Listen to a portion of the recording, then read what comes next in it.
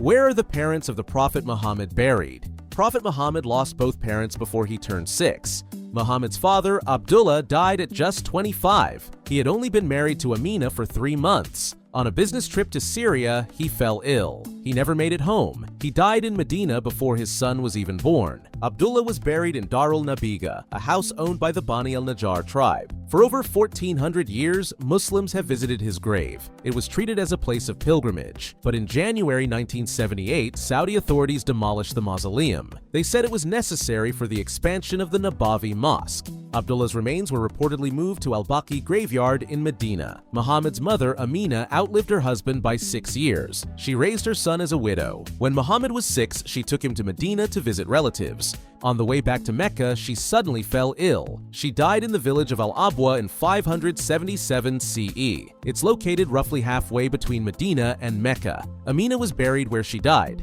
and her grave also became a sacred site. But in the 1990s, Saudi authorities bulldozed it, set it on fire, and even dumped trash over the site. Why? Because of a strict interpretation of Islam called Wahhabism. Wahhabis believe that visiting graves can lead to idol worship. For them, honoring graves risks turning respect into shirk, or polytheism. They see it as one of the gravest sins in Islam. So the policy is simple: erase anything that might become a shrine. Since 1985, more than 98% of the Saudi kingdom's heritage has been destroyed. Critics call it cultural vandalism. Human Rights Watch has even called it a crime against humanity. But Saudi Arabia still insists it's about purifying the faith. Of course, the result is painful. The Prophet's parents, 2 people without whom Islam would not even exist, have no surviving resting place.